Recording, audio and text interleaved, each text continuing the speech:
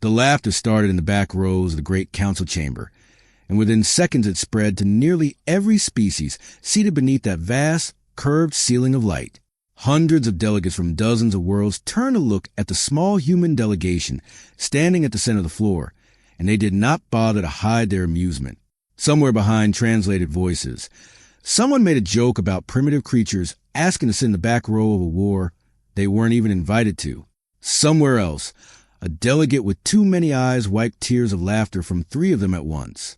The request on the table was almost embarrassingly small.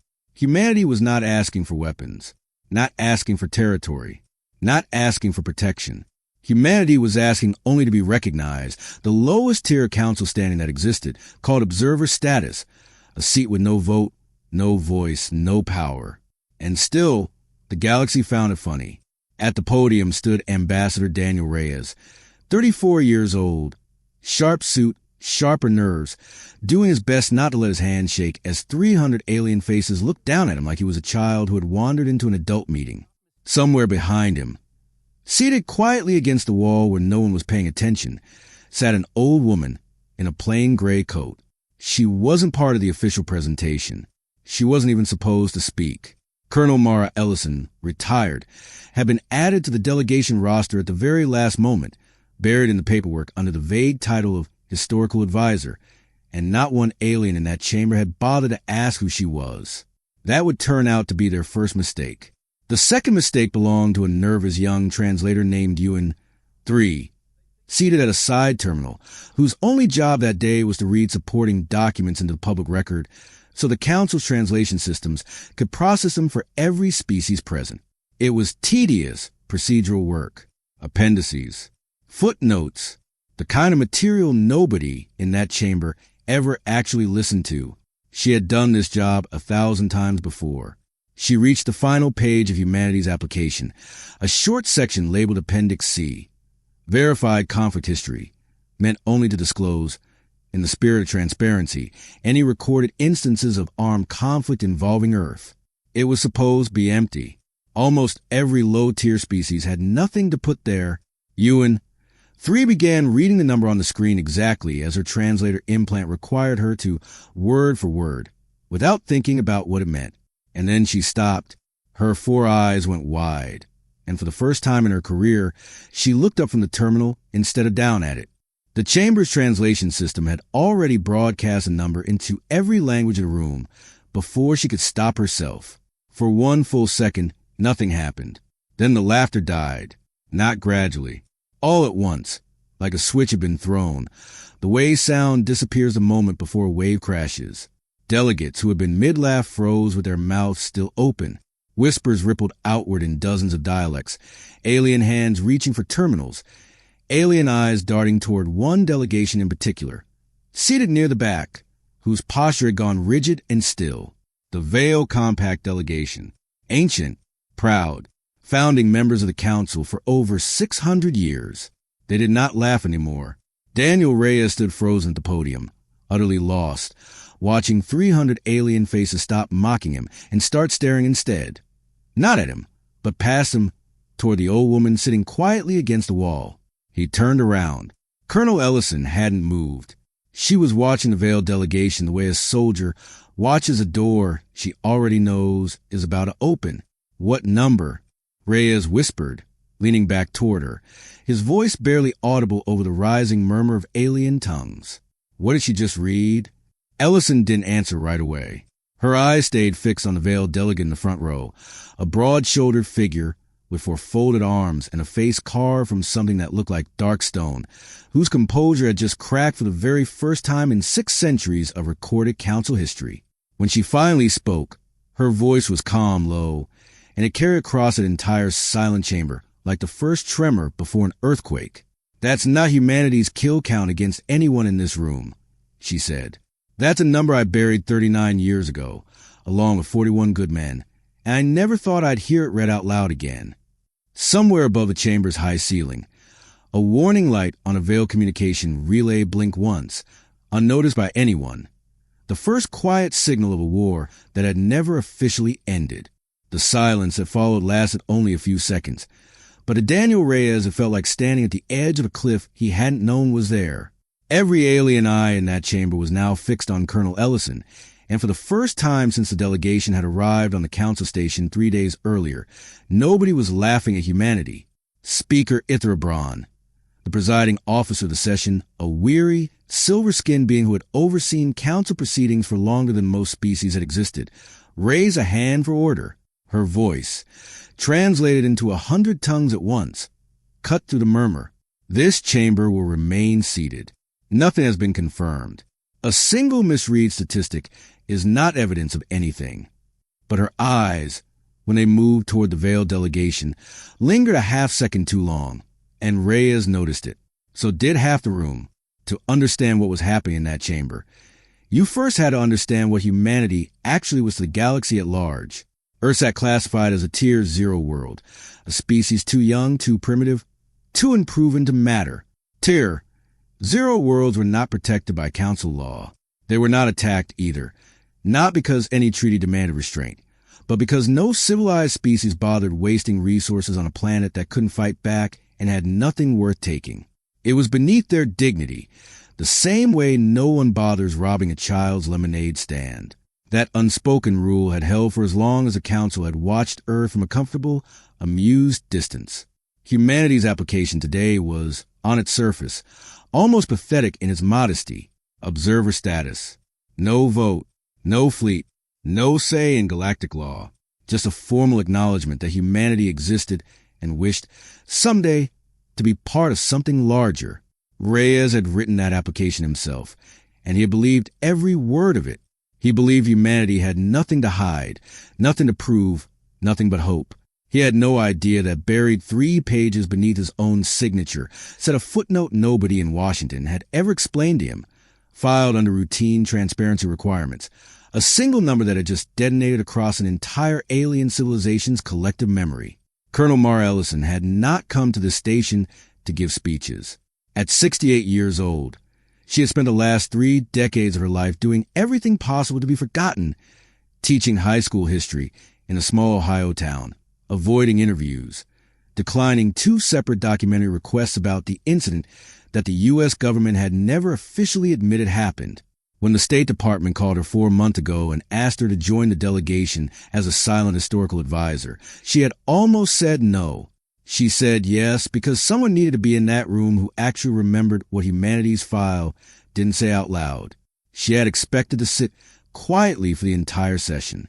She had not expected Appendix C to be read aloud by accident in front of 600 delegates, including the one species in that chamber who had spent 40 years making absolutely certain nobody ever would. The Veil Compact were not a minor species.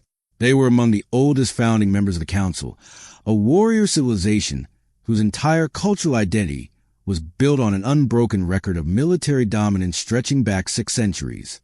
Veil children were raised on stories of conquest. Veil honor was measured in campaigns never lost. To even suggest that a Tier 0 species, an unrecognized, unarmed, primitive world, had inflicted losses on a Veil strike force would not simply embarrass them. It would unravel the foundation their entire society stood on. Reyes didn't know any of this yet. All he knew was that the alien seated 3 arm lengths away from him, a broad, stone-faced veiled delegate named Thurgves, had gone completely still, his 4 hands folded so tightly together that the knuckles had turned a shade paler than the rest of his dark gray skin. Reyes leaned toward Ellison again, keeping his voice low. "You said you buried 41 men," he whispered. "Buried them where?" "This file says nothing about a conflict. There's no war listed anywhere in our records with anyone from this council." Ellison's eyes finally left Thurgves and settled on the young ambassador beside her, and for the briefest moment, the exhaustion of 40 years showed plainly on her face. "Because there was never supposed to be a record," she said quietly. "Not one that survived, anyway. Somebody made sure of that a long time ago. I just never expected to find out today that it wasn't us who erased it." Behind them, Speaker Ithrabraun was already calling for a formal recess, her voice tight with particular calm of someone trying very hard to prevent a room full of armed civilizations from asking the same dangerous question at once. But it was too late. The question was already spreading to the chamber like fire through dry grass.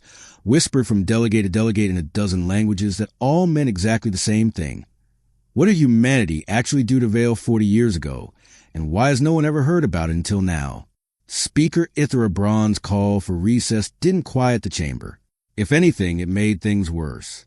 Recess meant delay, and delay meant 600 delegates now had time to lean toward each other, to pull up old records, to whisper theories in tongues that clicked and hummed and rasped, all of them circling the same impossible question.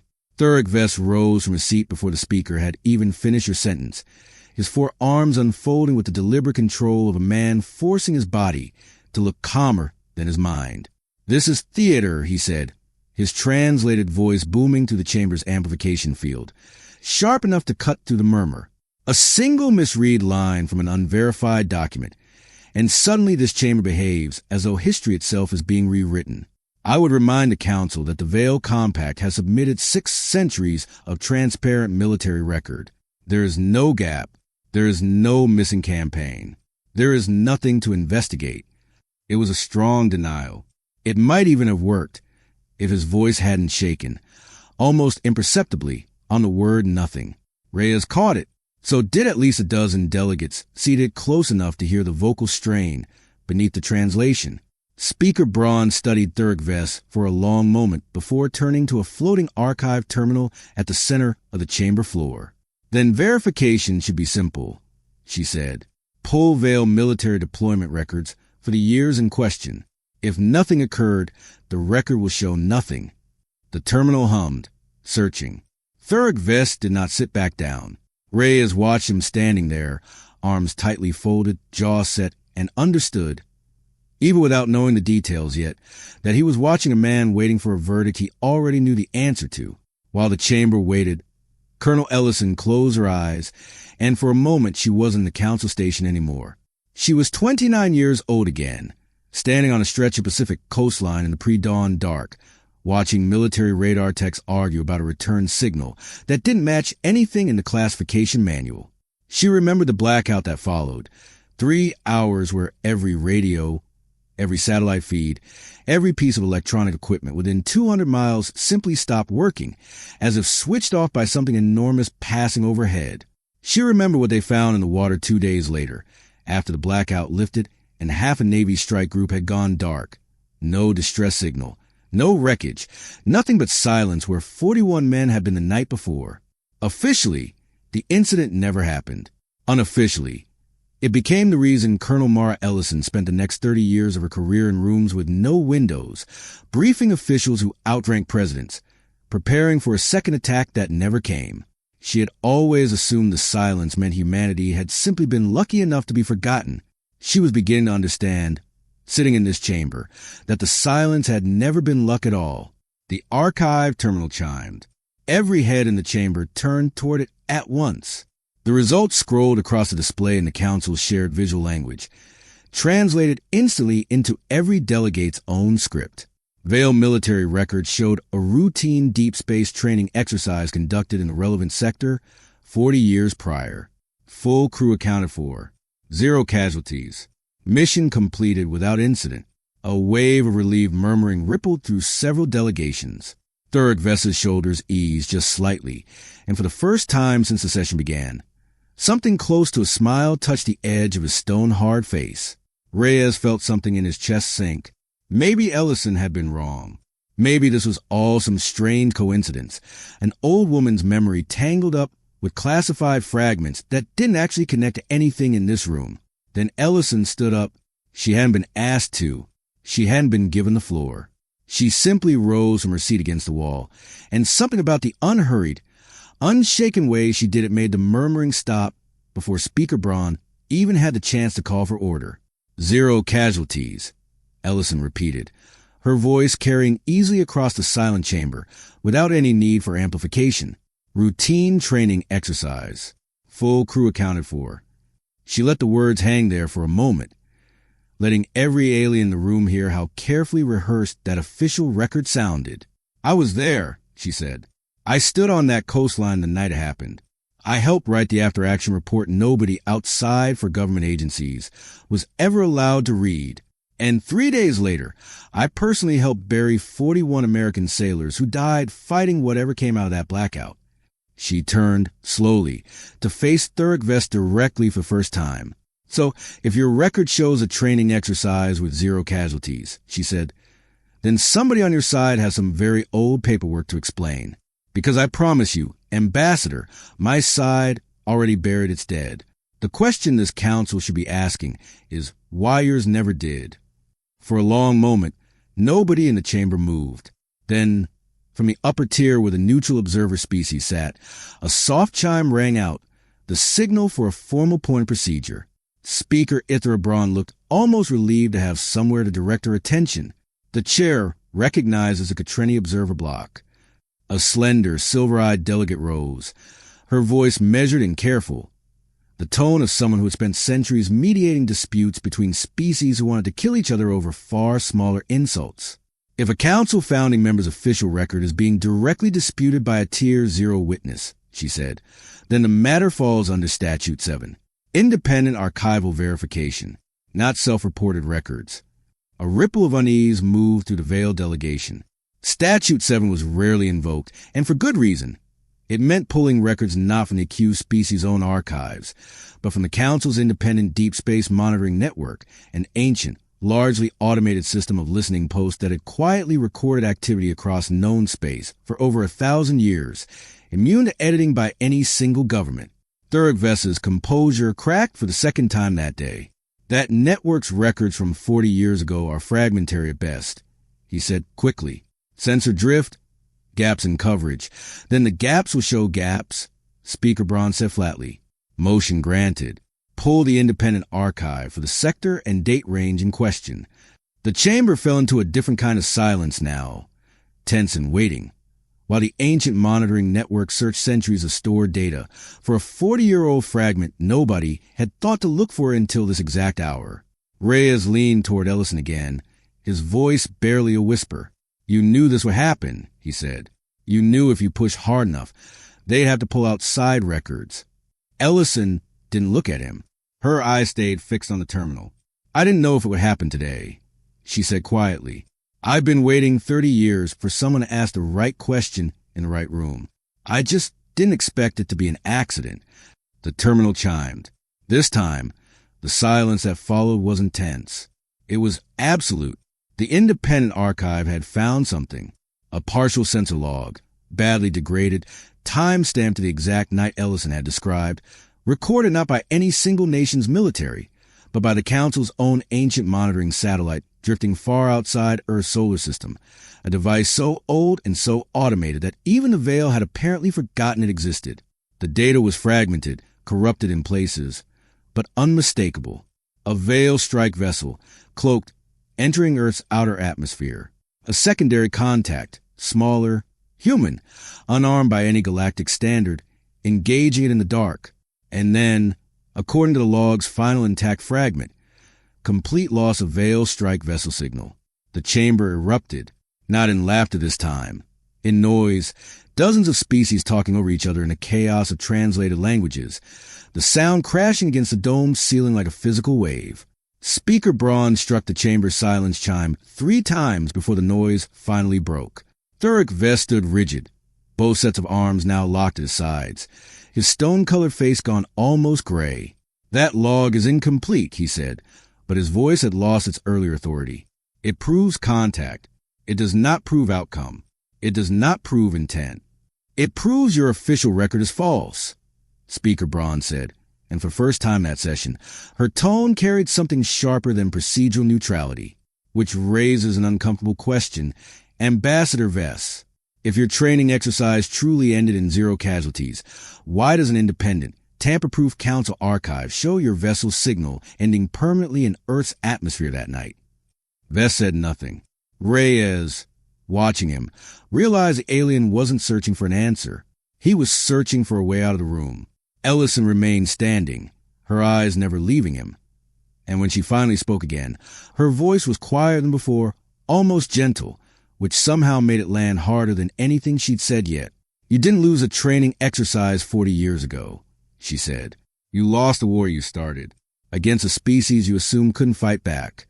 She paused, letting the translation settle across every language in the room. You were wrong then, and you spent 40 years hoping nobody would ever be in a position to prove it. Somewhere in the upper tiers, a dozen delegates who had laughed at humanity's application less than an hour earlier were no longer laughing. They were watching Thurrock vest the way predators watch something that has just been revealed as far more dangerous than expected. Not humanity, but the lie sitting 3 seats away from them, finally beginning to come apart in front of the entire galaxy. Speaker Ithra called for a formal evidentiary session, and this time no one laughed at the suggestion. No one whispered jokes behind translated hands. The chamber that had mocked humanity's small, humble requests an hour earlier now sat in a silence, so complete that Reyes could hear his own pulse in his ears. Thurrock Vess had not left the seat, but every alien in that room understood he was no longer speaking as a confident representative of a proud founding species. He was a man standing over a grave he thought had been sealed for 40 years, watching someone slowly dig it back open in front of everyone he answered to. The council will hear a full accounting, Braun said, before any further procedural motions. Ambassador Vess, you will explain why an independent archive shows a Veil strike vessel entering Earth's atmosphere on a night your own official records described as a routine training exercise with 0 casualties. For a long moment, Vess said nothing at all. Then, slowly, something shifted his posture. Not defiance breaking, but a different kind of resignation settling in, the look of a man who understood that silence was no longer protecting anything. It was not conquest, he said finally, his voice lower now, stripped of its earlier authority. You misunderstand what that mission was. Reyes felt Ellison go very still beside him. Then explain it, Braun said.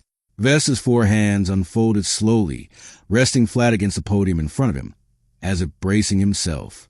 2 centuries ago, he said, a research consortium operating under old council charter developed a biological agent, designed as a weapon of last resort against enemy fleets.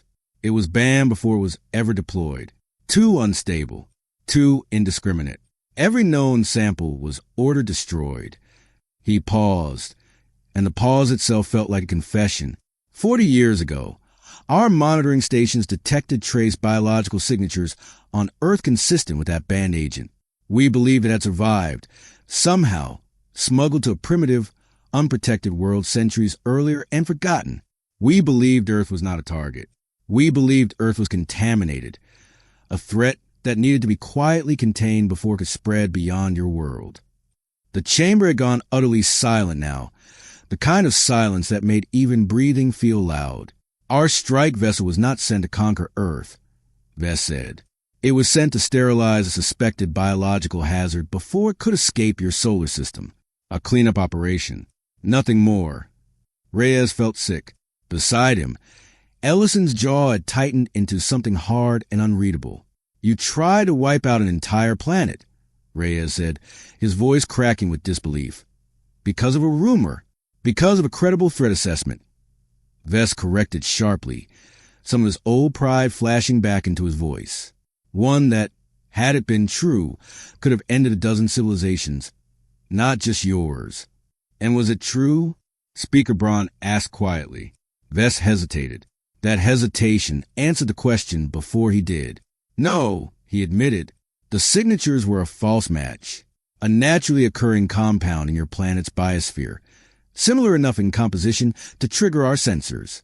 We did not know that until after the strike vessel had already entered your atmosphere and engaged.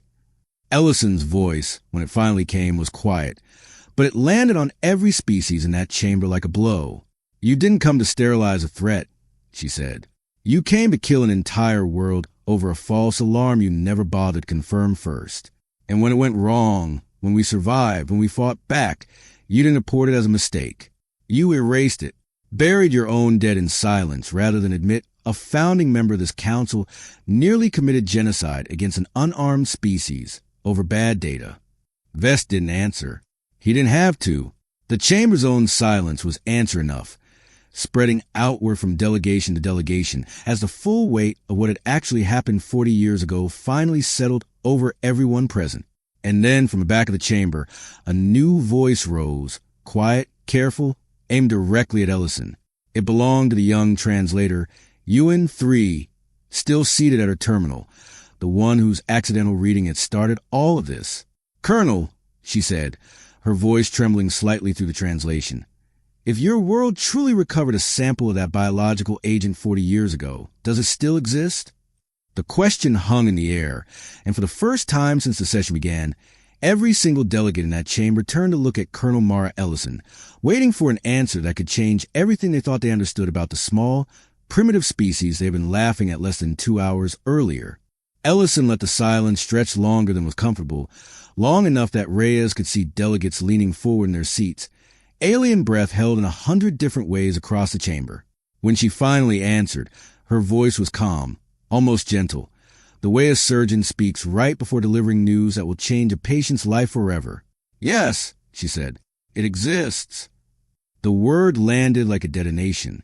Voices erupted across the chamber, a chaos of translated languages colliding into noise, until Speaker Braun struck the silence chime hard enough that the sound cracked through the room like a whip. "Order," she said. "The colonel will continue." Ellison waited for the last murmurs to fade before she went on. "After the attack, our scientists recovered biological samples from the wreckage of your strike vessel," she said. "We didn't know what it was. We didn't know where it came from.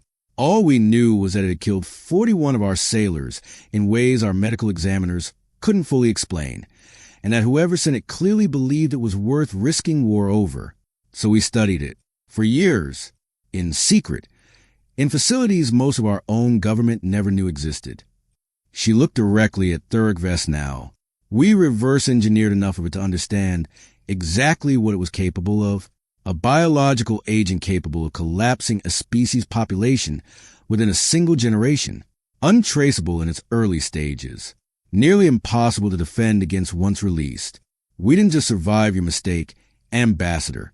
We inherited the very weapon you tried to use against us." The chamber had gone deathly quiet again, but this silence was different from before. Colder, sharper, edged with something close to fear. Reyes felt it too, a chill crawling up his spine as he began to understand exactly what Ellison was revealing in front of 600 delegates from dozens of civilizations. "For 40 years, Ellison continued, humanity has had the knowledge, the samples, and the capability to replicate a weapon that could end entire species. We had a founding member of this very council attack us without provocation, based on a lie their own censors generated. We had every justification in the galaxy to retaliate, to weaponize what we recovered, to make certain nothing like that night ever happened to us again without consequence." She paused, and when she spoke again, her voice had lost its edge, replaced by something quieter and far more powerful. "We didn't," she said. "We locked it away. We buried the research so deep that fewer than a dozen living people know it still exists.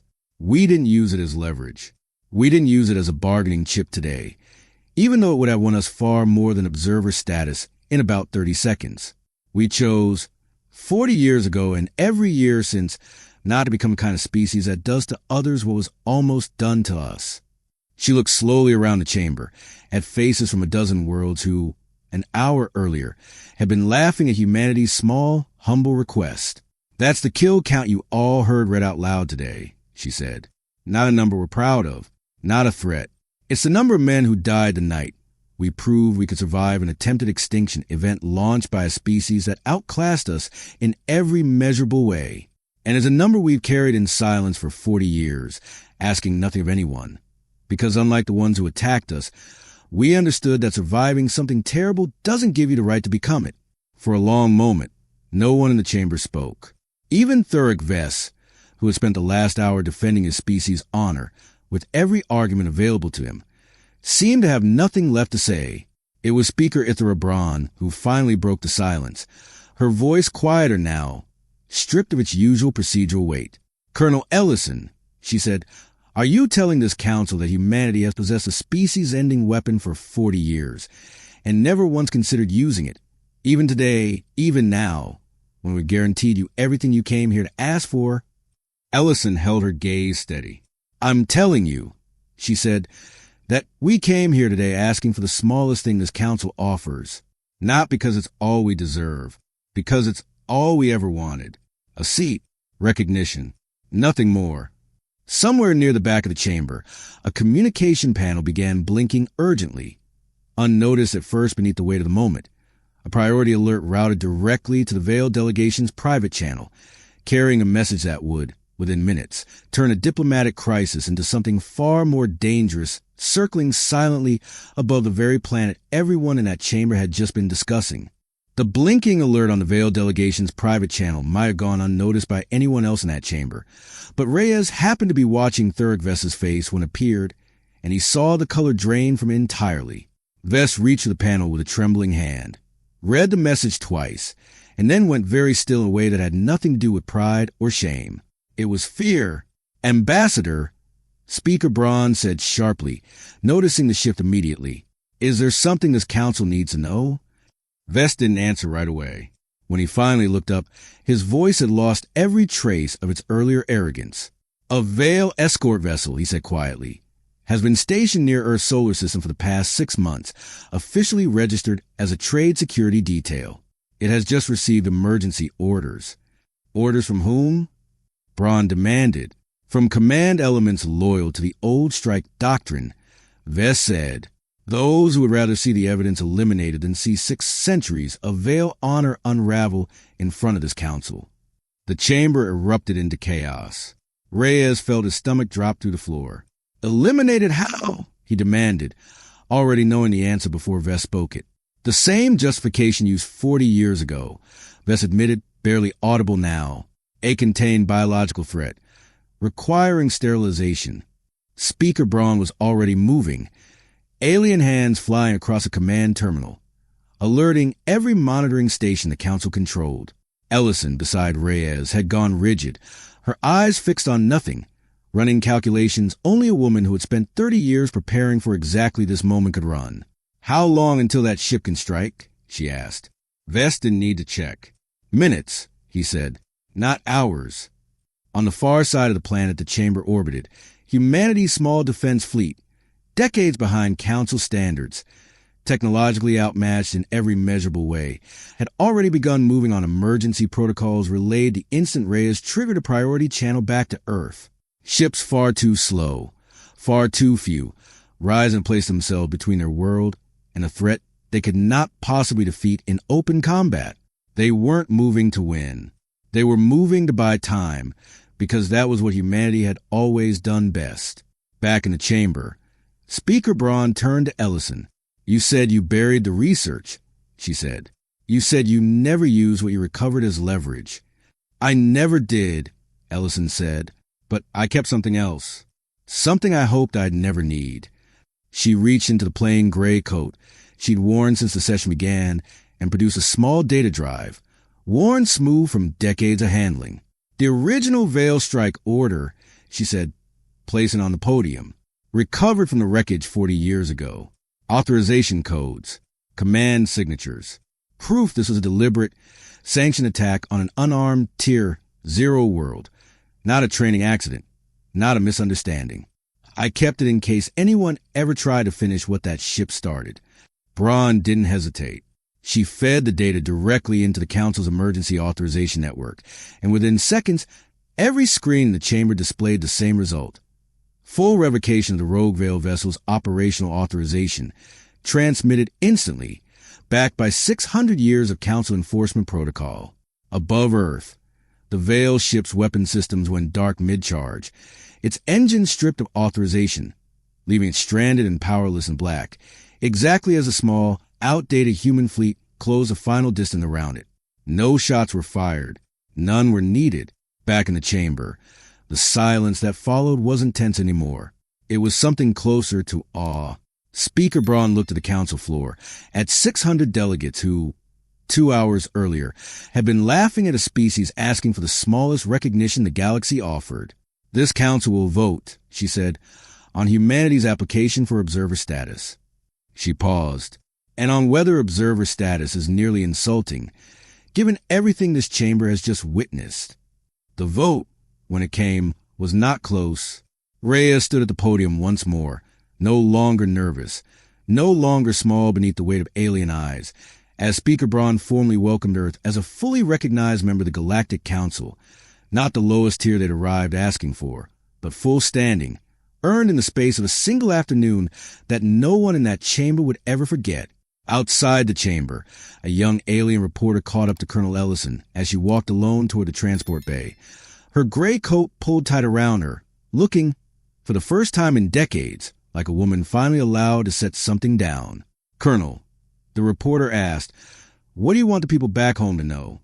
Ellison stopped, considered the question for a long moment, and then answered the way she answered everything. Short, quiet, and impossible to forget. "We never wanted to be feared," she said. "We just wanted a chance to prove we didn't have to be." She walked on, and behind her, the doors of the great council chamber closed on a galaxy that would never again mistake humanity's silence for weakness.